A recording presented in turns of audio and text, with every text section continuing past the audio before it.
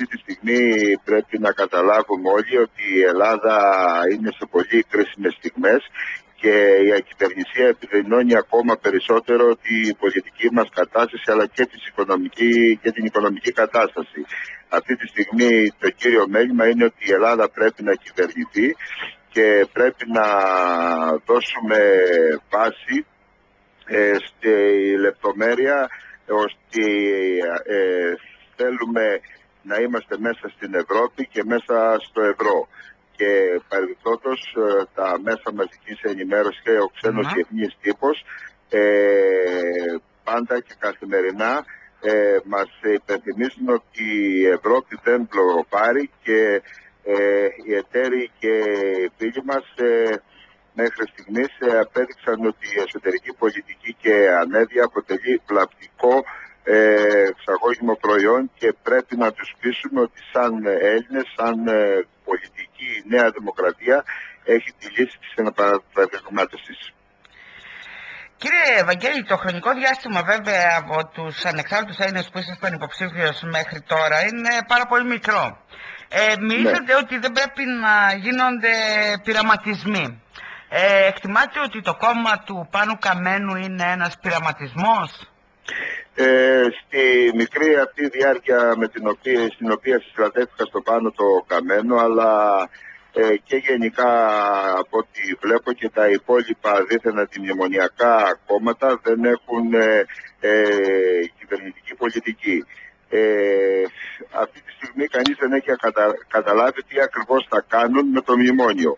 Από τη μία το καταγγέλνουν πολιτικά, θα το καταργήσουν μονομερώς, θα αλλάξουν κάποιους όρους. Αυτή τη στιγμή κανείς δεν ξέρει. Όλα παραπέμπουν σε ένα πρόγραμμα το οποίο είναι ασαφές. Για μένα τους ανεξάρτητους Έλληνες είναι στο ίντερνετ, λέει διαβάστε το, αλλά βέβαια με πάρα πολλές ασάφειες. Από την άλλη ο ΣΥΡΙΖΑ, ο οποίος αυτή τη στιγμή εξακολουθεί να αναιρεί μέσα στις τάξεις του ο ένας τον άλλον και να υπάρχει συνέχεια αντιφάσεων.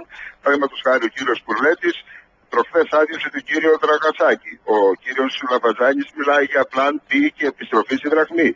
Ο κύριος Στρατούλης μιλάει για μονομερή διαγραφή του χρέους, όπως το ίδιο κάνουν και οι ανεξάρτητοι Έλληνες. Τελικά οι θέσεις τους ποιες είναι? Εγώ θα μπορούσα να παραμείνω υποψήφιος βουλευτής με τους ανεξάρτητες Έλληνες, αλλά θα ήθελα να ξέρω και τι ακριβώς θα πω στον ελληνικό λαό, τι θα πω στο ψηφοφόρο. Δηλαδή αρπάζουν όλη τη λέξη μνημόνιο και αντιμνημόνιο, αρχίζουν να λένε τις δικές τους οικονομικές θεωρίες και να μην έχουν ένα σταθερό κυβερνητικό οικονομικό πρόγραμμα.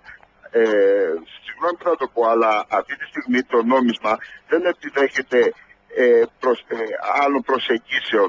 Δηλαδή η πορεία του έχει καταγραφεί ιστορικά. Δεν μπορούν να μου πούνε εμένα αυτή τη στιγμή ότι καταργώ το μνημόνιο, βγαίνω από την Ευρώπη, γυρίσω στη δραχμή.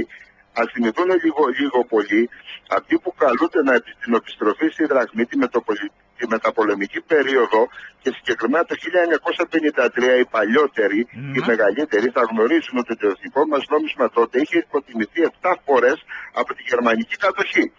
Ούτε η οικονομία λοιπόν είχε εξηγιανθεί, ούτε η δραχμή ήταν αναξιόπιστη. Τώρα λοιπόν για ποια αντιμνημονιακή πολιτική μου μιλάνε όταν θέλουν να φύγουμε από την Ευρώπη? Μπορούν να πούν τι παιχνίδια παίζουν? Θεωρείτε δηλαδή ποιο είναι το σταθερό κυβερνητικό πρόγραμμα? Ότι ναι, βγαίνουμε από το μνημόνιο, καταγγέλνουμε το μνημόνιο και λεφτά υπάρχουν. Δηλαδή υπάρχουν τα λεφτά, όπως μας λέει ο κύριος Καμένος, από τις γερμανικές αποζημιώσεις. Δηλαδή θα περιμένω την αυριανή μέρα της κυβερνητικής πολιτικής, περιμένοντας τις γερμανικές αποζημιώσεις για να εισρέσουν λεφτά στο ελληνικό κράτος. Καλά, αυτά τι να τα περιμένουμε τώρα, στο δινικές παραπέμπεται αυτή η ιστορία. Ναι, αλλά μια σοφή παροιμία λέει κάλιο 5 και στο χέρι παρά 10 και καρτέρι. Δηλαδή κύριε Βαγγέλη, εσάς δεν σας ικανοποίησε το κυβερνητικό πρόγραμμα, το πρόγραμμα των ανεξάρτητων Ελλήνων? Αυτό βασικά καταλαβαίνω, ότι δεν έχουν απαντήσεις. Βέβαια, όταν απευθυνόμαστε στους έξω, θα πρέπει λοιπόν να ξέρουμε πού βαδίσουμε και πού πάμε. Και εν πάση περιπτώσει σας είπα και κάτι, ότι αυτό που πρέπει να κρατήσουμε είναι ότι πρέπει αυτή τη στιγμή να ξέρουμε τι ακριβώς θα κάνουμε την επόμενη μέρα.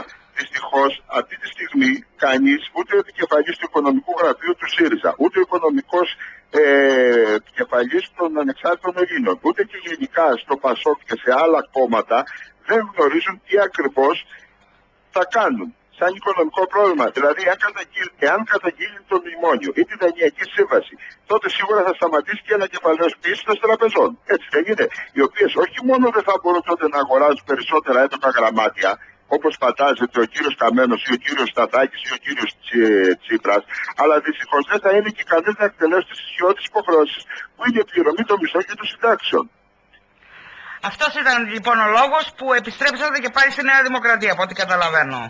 Ακριβώς, ο φόβος επιστροφής της χώρας στη δραχμή. Ακριβώς, εγώ δεν μπορώ να βρίσκομαι απέναντι στους αυτοσχεδιασμούς του κυρίου Τσίπρα και του κυρίου Καμένου. Ο κύριος Σαμαράς έχει αναδείξει ένα κυβερνητικό πρόγραμμα, έχει πει ξεκάθαρα ότι αυτή τη στιγμή υπάρχουν οι λύσεις, η επαναδιαπραγμάτευση και ήδη μάλιστα από την προχθεσινή του περιοδία στην Ευρώπη όλοι δέχτηκαν το πρόγραμμα του κυρίου Σαμαρά και όπως βλέπετε η επαναδιαπραγμάτευση του μνημονίου έχει αρχίσει πλέον να έρχεται και στα λόγια των υπόλοιπων αντιμνημονιακών κομμάτων.